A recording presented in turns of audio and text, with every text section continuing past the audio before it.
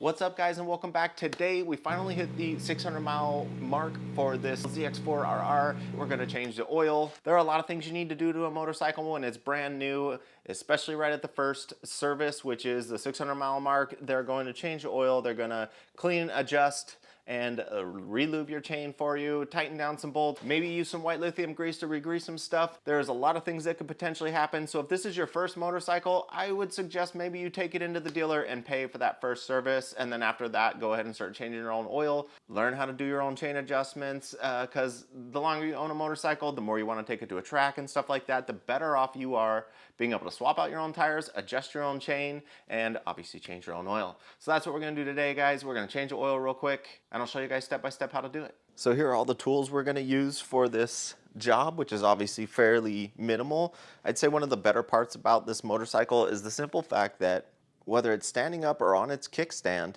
we can drain this thing without taking any of the fairings off. Now it's going to be a little bit more difficult to get in there. So you can see the drain bolt here is pretty easy to get at, right under the bottom of the fairing. And the oil filter can be got at from under the fairing as well. So we're going to start off by just getting a pan under here. The next most important thing to do would be to start up the bike. But we're going to let it run for anywhere from 3 to 5 minutes so that the oil's warm enough to where it's all going to easily come out of the engine.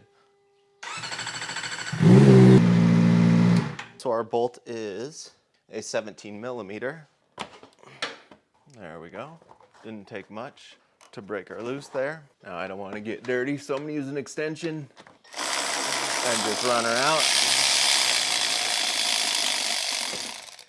There we go.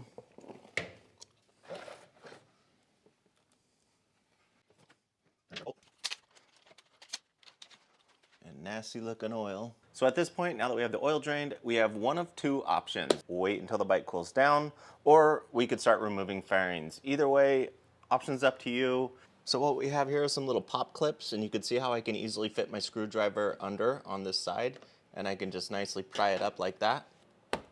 That's going to allow us to just pop those right out of there. We'll get this one under the bike here, which is just a pop. So you just push in, and you can pull that one straight out. So same concept, pretty easy to do. Stick your screwdriver in here. Like I said, just give it a little spin, a little flathead, and pull them out. We have a 5 millimeter hex key.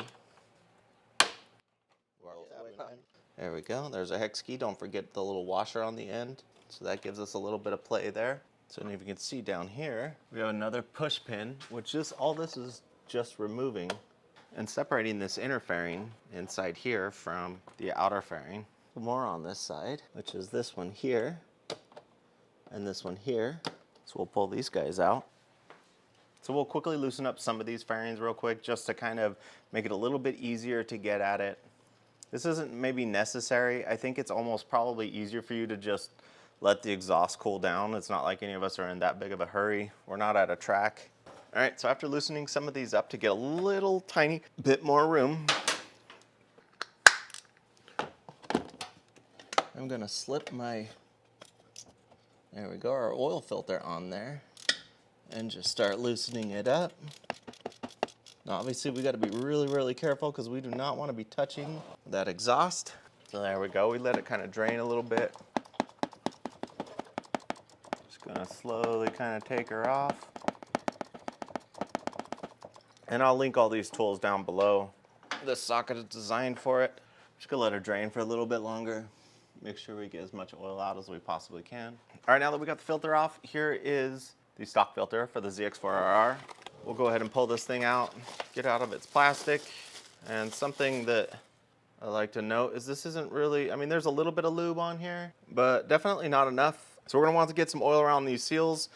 On this seal, we're gonna wanna get it on these threads right here, and we're gonna try and pour maybe 1/3 of oil inside this filter. Less oil that the engine has to move around on its first startup, really. So we'll go ahead and just put, that's probably enough. I'd actually say I put about half in there, so it's gonna be kind of interesting trying to get this on. See how we're just kind of lubing up this seal? Make sure there's a little bit on these threads. Obviously a plastic glove is a smarter method. So now for the difficult part, if your exhaust is still good and warm, it's gonna be getting this on without touching the exhaust. Obviously gloves would be a smart choice here. All right, let's see if we can get this guy back on there. But if you care to torque, it is like absolutely nothing. But that would be the torque spec, 12.9 for your oil filter, if you care to torque it.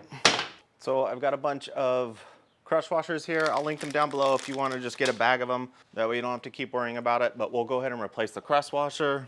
Go ahead and put our oil drain bolt back in. We are a 22 foot-pound with still 17 millimeter bolt.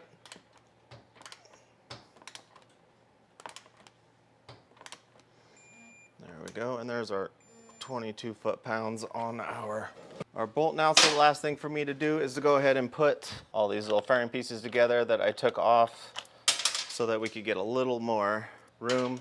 Don't forget this one here has this little washer on it, and it needs to be the smaller side going into the fairing. So we'll line that guy up, get it run down. Don't put a lot of torque on these, they don't need much. Line these things up, push it in, and then push the inside piece in. This guy's still popped out, so it'll go right in, and then pop in. Get it in, pop it.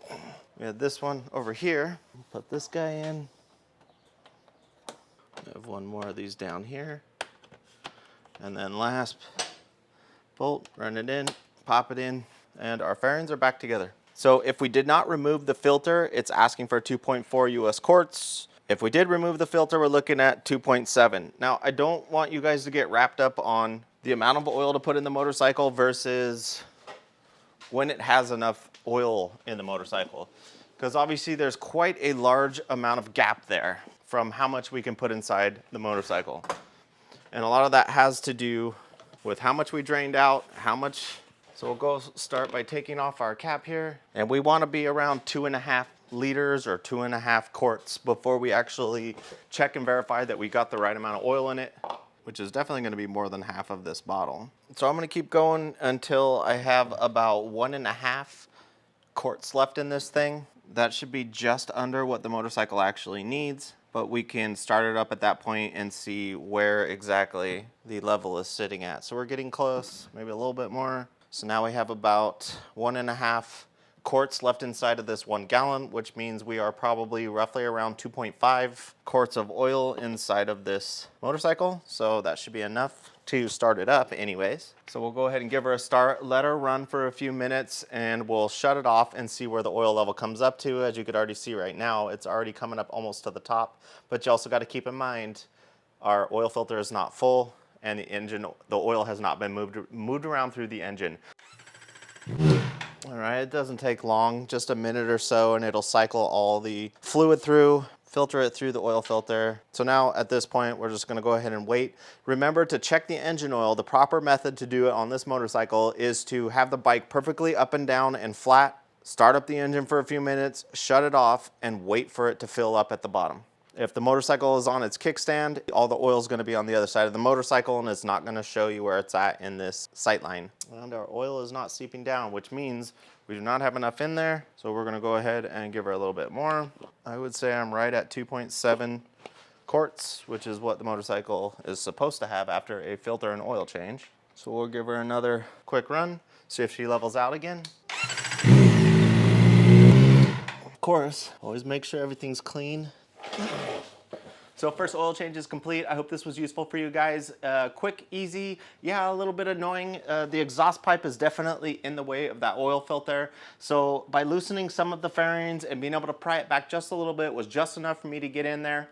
Maybe the best method, if you're not hurting for time, would be to drain the oil to get most of it out.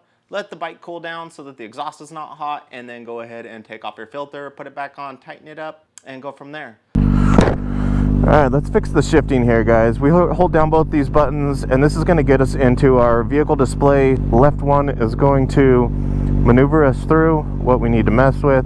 I believe we want vehicle settings, so go vehicle settings. Our shift lamp is on. The speed is 4,000 RPM. We're going to go ahead and change that to, I'm going to maybe start with the 15,250. There we go. Hold both. Okay, this out. Yeah, fixed. No more shift light annoyances. Let's go have some fun.